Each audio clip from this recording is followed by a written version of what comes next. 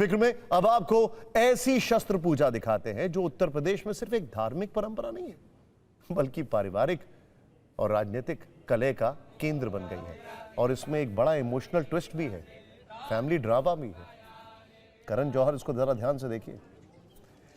इसे शस्त्र पूजा से ज्यादा हथियारों की नुमाइश का नाम दिया जा रहा है और इस शस्त्र पूजा के प्रायोजक हैं कुंडा से विधायक और जनसत्ता दल लोकतांत्रिक पार्टी के अध्यक्ष कुंवर रघुराज प्रताप सिंह उर्फ राजा भैया।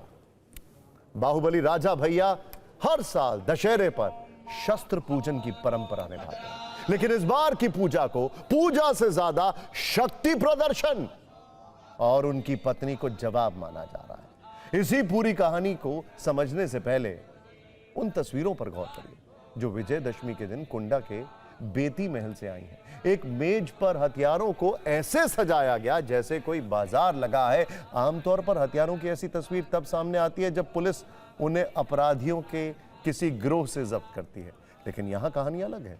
200 से ज्यादा हथियार मेज पर रखे हैं और रघुराज प्रताप सिंह पुष्प वर्षा करके उन हथियारों की पूजा कर रहे हैं।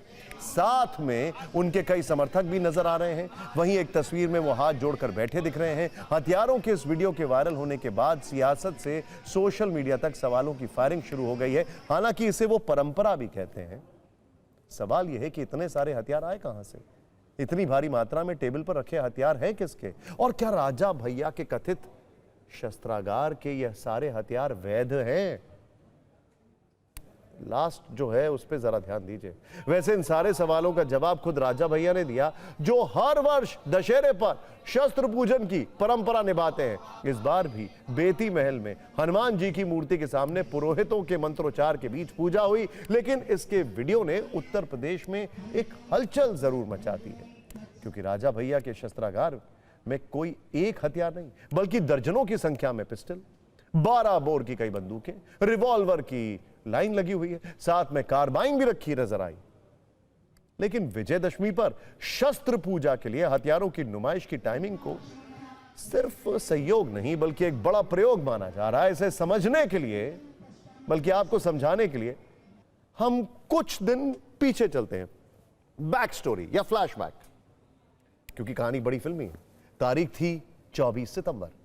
इसी दिन राजा भैया की पत्नी कुंवर भानवी सिंह ने सोशल मीडिया पर एक पोस्ट लिखा जिसमें बड़ी तादाद में हथियार दिखाए गए। इस पोस्ट के जरिए उन्होंने राजा भैया पर अवैध हथियार रखने के गंभीर आरोप लगाए थे और अपनी जान को खतरा भी बताया था। यहां पर स्टोरी में ट्विस्ट है।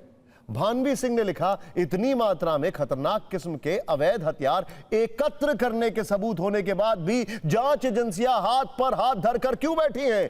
क्या इस तरह के हथियार रखने की अनुमति किसी को है? क्या यह संगीन और गंभीर अपराध नहीं है? और क्या इस तरह के हथियार रखने वाले व्यक्ति से लोगों की सुरक्षा को खतरा नहीं है? अब एक हफ्ते के बाद कहानी में नया ट्विस्ट आता है। राजा भैया के हथियारों वाली इस प्रदर्शनी को उनकी पत्नी भवानी सिंह को दिया जवाब माना जा रहा है। जिस तरह एक वीडियो में भानवी सिंह ने हथियार दिखाए और उन्हें अवैध बताया, उसी तरह शस्त्र पूजा पर राजा भैया और उनके समर्थकों ने मेज पर हथियार सजाए। हथियारों की इस नुमाइश पर राजा भैया का जो जवाब आया, देखना तो जरूरी है। ये सनातन धर्म की परंपरा है। विजयदशमी में आज से नहीं, पैतृक परंपरा है। शस्त्र पूजन होता है, गौ पूजन होता है, अश्व पूजन होता है, वाहन पूजन होता है। तो कितने शस्त्रों की पूजा हुई? वो सब हमारे ही हैं। जो कुछ हमारे समर्थकों का है सब हमारा है, और जो हमारा है वो सब कुछ हमारे समर्थकों का है। वैसे कुंवर भानवी सिंह को जवाब सिर्फ राजा भैया ने नहीं दिया। इस स्टोरी में बड़े ट्विस्ट एंड टर्न है, आगे सुनिए क्या हो रहा है। बल्कि पिता के सम्मान में अब उनके दोनों बेटे जो हैं वो भी मैदान में। भानवी सिंह ने अवैध हथियारों को लेकर मास डिस्ट्रक्शन, मतलब बड़े स्तर पर जनहानि का जो दावा किया, उस पर राजा भैया के छोटे बेटे बृजराज प्रताप सिंह ने लिखा, अगर मां वाकई घर में मास डिस्ट्रक्शन वेपन यानी तबाही फैलाने वाले हथियार होने की बात कर रही हैं, तो क्या इसका मतलब यह है कि हमारे घर में कोई परमाणु संयंत्र यानी न्यूक्लियर रिएक्टर लगा हुआ है। आपको याद होगा वेपन ऑफ मास डिस्ट्रक्शन के चलते ही जॉर्ज बुश ने इराक पर हमला किया था। खैर, छोटे बेटे के कुछ देर बाद राजा भैया के बड़े बेटे शिवराज प्रताप सिंह ने भी अपनी मां पर आरोपों की फायरिंग शुरू कर दी। शिवराज प्रताप सिंह ने लिखा, हमारी मां सिर्फ दाऊ यानी पिताजी को बदनाम करना चाह रही हैं, जिससे एक जनप्रतिनिधि के तौर पर उनकी छवि को हानि पहुंचे। दाऊ का जीवन एक खुली किताब है, पूरा कुंडा उनका परिवार है। कुल मिलाकर दशहरे पर राजा भैया का वेपन शो शस्त्र पूजा से ज्यादा राजनीतिक फैमिली ड्रामा बन गया।